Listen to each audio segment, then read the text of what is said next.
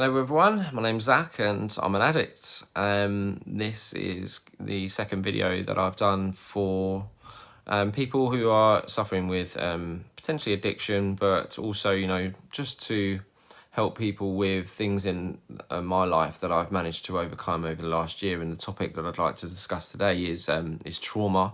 Particularly for me, it's going to be childhood trauma and how these things can affect us in our adult life, and how I've managed to overcome the behavioural traits that they installed in me, really just showing the connection between that trauma and addiction too, and how that fueled my addiction as well in some ways.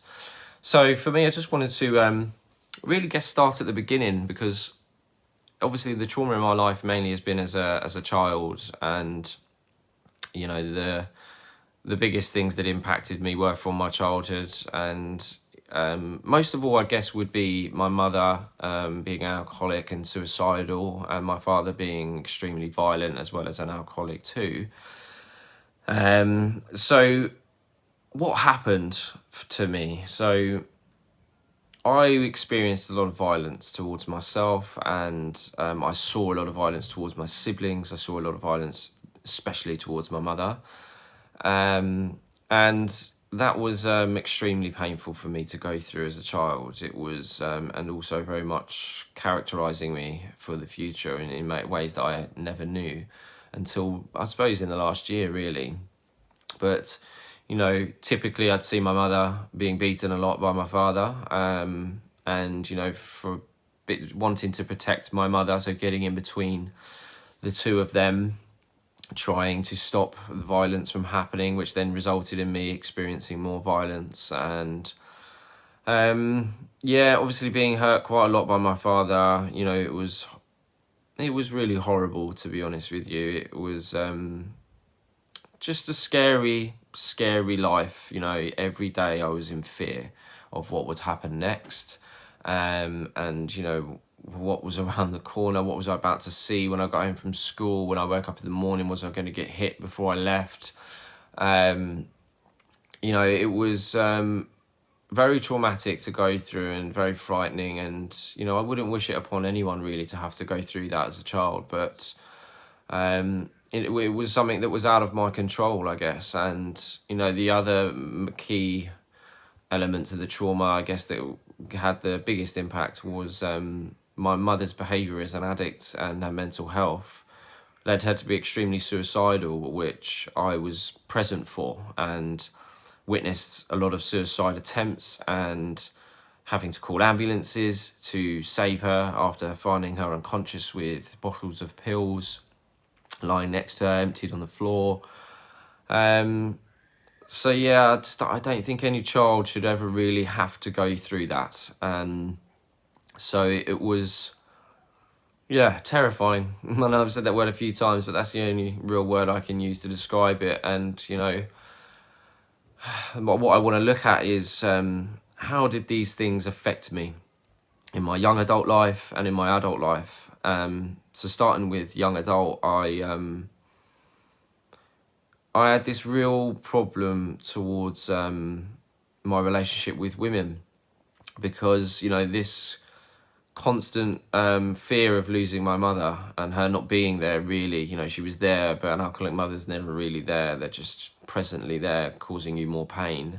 And you can't, I went from having this nice mum that cuddled and looked after me and gave me love and affection, to then her just being gone, just being something totally different, being her disease really, and being in pain and sad and crying and erratic and explosive and scary to be around. So, I lost her. She wasn't there anymore. So that was a hole and a void within me that I really needed to fill. And for me as a young adult, I needed a girlfriend. I needed to replace that woman, in my life with something else, to get that love and that affection and that,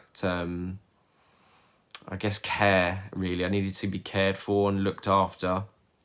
And I would always look for a girlfriend, even as a really young boy. I remember looking at older girls thinking, I just want that person to be my girlfriend and want them to look after me. you know, it was kind of my first addiction really, even at that age. So, you know, that's where it sort of started for me. And so yeah, addictive behaviour was already installed in me very, very young, you know. And I guess as well, the other traumatic event was seeing the alcoholism, seeing the drug abuse. That was something that was every day installing in my brains, witnessing that way of behaving to deal with pain and to cover up, you know, the sadness in their lives. It was that way. That was the behaviour I learnt. So I guess in a way that supported my addiction later on in life. But again, you're not aware of any of this happening at the time. So yeah, this situation with women, it spiraled. You know, I had two conflicting thoughts and feelings towards women, and one was the desire and craving of having one there to replace my mother, my absent mother, and the other was was the total opposite. It was a hatred towards them. You know, I hated women for letting me down, for hurting me, for causing me so much pain. And you know, my mother not turning up to pick me up from school, and you know, just that constant letdown of her telling me she's going to be okay and it'll be different this time, and it never was. And you know, so I felt very much untrusting of women, I guess is the way I'd like to put it, and how that manifested as a young adult initially was to never remain faithful. Unfortunately, the first girlfriend I had, I was not faithful, and it was a way of protecting myself. You know, it was a way of, I'm gonna have this thing that I'm doing that will keep me protected, and it was a form of, if they cheat on me, then I can say, well, I've already done it to you, so therefore it doesn't hurt me. You know, so I went from being a very sweet, loving, kind little boy, and then so going through all this trauma, and then I had to not feel pain anymore because it was too painful for me to experience. So I created something else, you know, this tough, strong, and quite unlikable character, because, you know, he was unable to, you know, allow anyone to really get close and let anybody love him properly. I couldn't really show my soft and loving, caring side all the time. You know, at the beginning, when I was quite a young adult, he was there more often. But as I got older, this side of my personality started to fade. And this showman that I created is what I'll refer to him as, the showman that kept turning up. And he was the guy that was constantly controlling everything. And in order to protect little Zach, you know, protect the child within me that was afraid of getting hurt, he was at the front, you know, doing all the work and making sure nobody could ever hurt me, you know. And you're not really aware any of this is happening, which is like a confusing thing. You lose your identity. You know, I lost, you know, that sweetness and kindness and loving person that I was, and this other guy turned up, and, you know, I never noticed that change. I was never aware of that happening, but I've only learnt this through going through my life story and looking at where these changes occurred and how my behaviour changed. And so that was really conflicting within me, about, you know, how I viewed women and what I needed from them. I just wanted to be loved so much, you know. I wanted to be wanted, I wanted to be cared for, but then this other side of me that kept protecting me in this unspeakable way was ruining it all, and I couldn't understand why I kept doing the same things over and over again, and it was tearing me apart inside, that I just couldn't be the person I wanted to be. I kept behaving in a way that I was not happy with. It made me hate who I was. I just disliked this person I'd become. And I was so unhappy about that. And no coincidence at all, you know, whenever I'd act out and I would, you know, lie or cheat and do these things, I was always drunk or high. You know, I'd always do it when my emotions were at the forefront, you know. So it was, you know, tapping into that part of my childhood that was hurt and vulnerable and would act out when he was in pain. So, you know, these were the behaviours that I knew or learned on how to live, how to protect myself, how to be as a person, you know. And I hated it.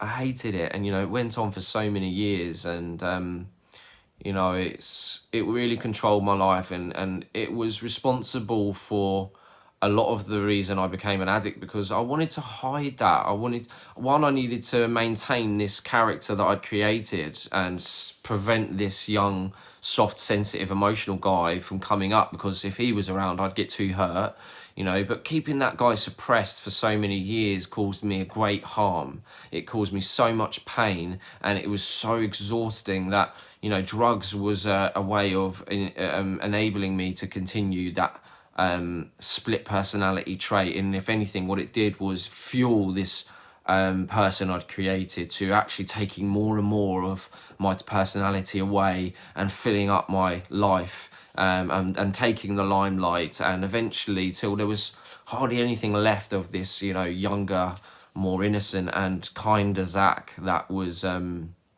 really always there. So that was one thing, that the one piece of trauma I had within me. The other thing, it is a lot around women. The other thing was, you know, seeing my mother trying to take her own life in that way, left me extremely fearful of being left by someone who I cared about. And therefore, and in addition to that, you know, it made me fearful. So then I constantly behaved in a way where I was scared of getting hurt, as I've explained. But I would always be attracted to women who were similar to my mum, which sounds very weird, but it was, I wanted to find somebody who was also very broken and damaged and needed rescuing. You know, I needed to be their savior. I needed to rescue them. And if I was this amazing, loving guy that and it was so good and so much for them that you know, they couldn't possibly leave me, then I would be safe.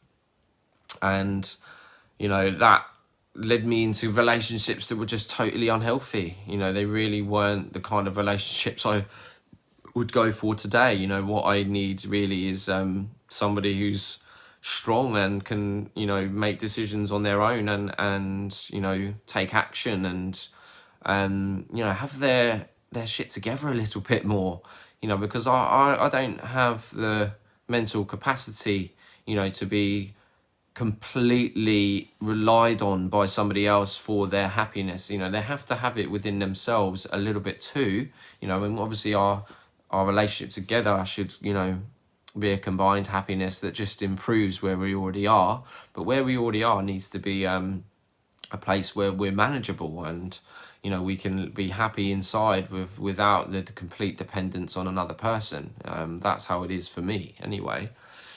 So there's you know, some of the real distinctive behavioural traits that it developed in me. And you know, how does that link to addiction? I've explained, you know, I had to use drugs to maintain that behaviour. And also because I was, you know, this way towards women, it disrupted a lot of friendships I had. You know, I would, you know, be totally besotted with, or I'd say totally distracted by being in a female's life, that I would completely disconnect from all of my other friends.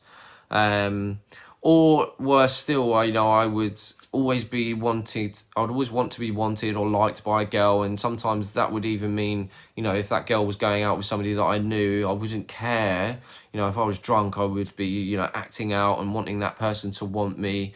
And that just lost me, you know, any sort of friendship that I had with anyone, because, you know, I couldn't be trusted. You know, I was so vulnerable towards, you know, this behaviour and this desire to be wanted, that it led me to behaving in a way that I totally disagree with, and you know, was not honest with my friends either. You know, so there I had this problem of not fitting in with anyone until I found these people that used drugs. And I guess because they were probably just as dysfunctional as I was, in very different ways, but you know, they didn't have a friendship group, that they couldn't be honest people. They couldn't be, you know, just good, naturally good, and you know, be have a great circle of friends that they were going to be friends with for the rest of their lives. You know, that wasn't a picture that we fitted in. And you know, when we all got together, drugs was the common denominator, and we always used together.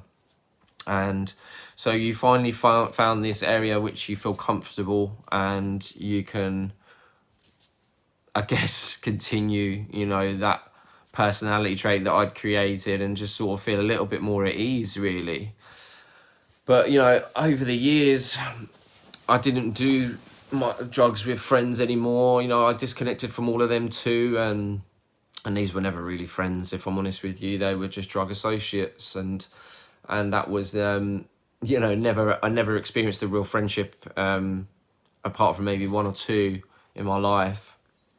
You know, I could count the friends on one hand that I remain friends with today that were still friends when I was using, which is, you know, not coincidental. You know, most people were just around because I had money and because I was able to pay for drugs, and they wanted somewhere to go to use them, and my place was always that place. So yeah, it's been a really difficult process for me to go through to understand all of that, because in order to get to a place where you can understand all of that, you have to accept one thing, and that one thing is that our trauma in our life most certainly will have affected us in some way. And I went through my whole life thinking that, and totally confident in this fact, that I was unaffected by anything that happened to me. You know, it was just life. Like, yeah, I know I'd completely shut it out, and, you know, I could talk about it, about the abuse and about the violence and about everything I went through so flippantly, like it meant absolutely nothing. And I would say that, you know, it's okay, it was life, you know, it's just normal, it didn't affect me in any way. But when I went to treatment and I actually got clean and took the drugs away and I was stripped back bare, I had to talk about these things and talk about how they made me feel as a child. And that was extremely painful, you know, it was. And then I suddenly realised that this really did affect me in such a severe way that I need to accept and I need to acknowledge and need to process it properly, because I've never dealt with this. I've never dealt with the pain that all of this stuff has caused me. And, you know, I was extremely emotional. I had to relive all of these events again. And, you know, it takes so much strength and courage to actually have to turn around and look at yourself and your past in your life and bring these things that you've buried in the darkness into the light and look at them all again, go through them all with a fine-tooth comb and identify how they connect to you in your adult life and your behaviour. And that's a lengthy, difficult, painful process, but one that has been probably the most enlightening and powerful experiences of my life. And it has enabled me to move on and let go of so many of those behaviours and become the person that I was always supposed to be, and know and recognise that I can be that sweet and soft, sensitive and emotional guy to everyone, and it won't hurt me. Yes, you know, I might have someone try to hurt me, but I can put boundaries down and protect myself from those people. You know, I can be who I am and not have fear that I may get hurt in the process, because, you know, that pain won't be what it was like when it was a child. You know, I'm an adult now, I can deal with it. I can get past things that hurt me, and I can move forward and learn from these experiences even, you know, and I don't have to be vulnerable around women or weak towards them or feel like I need them, because I have the love I need for myself now. You know, I love who I am, and I love, you know, the behaviours that I present and everything that I represent as a person. And that took a lot of work, you know, a lot of time and a lot of self-discovery to take out all these behaviours. And when you stop letting these behaviours dictate who you are and what you're doing, you can then get to a place where you actually do learn to love yourself. And, you know, that's been a pivotal point for me in my recovery and in the ability to stay clean. It was, you know, it was about understanding what the things I didn't like about how I was, where they came from, why I am that way, and the fact that I don't want to be that way and I don't have to be. You know, I don't have to be bound by these traumas anymore. I don't have to be controlled by them. I don't have to be a product of the environment that I was in anymore. Because I'm prepared to face them and look at them and then let them go and stop giving them power over me. So, you know, and I don't have to go for someone who's, I don't have to be attracted to girls who are vulnerable and weak and totally need me anymore. That's not really what I need, and that's not what I want, and it's not what I feel I've found now in terms of you know, a relationship. You know, I want someone who is strong and takes action and has the biggest heart in the world, and is, you know, and is you know, prepared to look at themselves as much as I'm prepared to look at myself, and, you know, do things on their own to progress their own development. You know, these are the traits that I look for now, you know, as opposed to someone who's vulnerable and broken in the same way as I was and needs me desperately. So yeah, there's just so many things that I've learned over this last year about myself, and it's enabled me to really be truly happy. You know, I'm happy on my own even, and I'm happy in my own skin. I'm proud of, you know, the things that I do in life to help others, and the way I am with my son, and the way I treat his mother, the way I treat people in general, you know, the way I talk to people. You know, these are all little things that added together create the person that I wanted to be, and that I now am, and that I always should have been. You know, I should have never been, you know, all those things that I hated. And with that self-worth comes such great strength, because, you know, when we're taking drugs, it's because that's all we feel we're worth, you know. And we, you know, we're in relationships with people that, you know, maybe treat us terribly because we think that's all we're worth. And, you know, once you go through this process of discovery and change, you then realize that, you know, you're actually worth a lot more, and you can have a lot more, and you just have to be brave enough to believe in that and go and get it. So yeah, that is probably brought me to the end of my discussion on trauma, because, you know, I feel like it's moving on to something else now, which I'd like to do a separate video about, which is self-worth and self-love and self-care and how to go through all of that. So I'll do another video and share on that topic later down the line. But I hope this video has been helpful to anybody in some way, just one person, and that would be, you know, all I could ever dream of. So thank you for listening, and I hope you enjoy.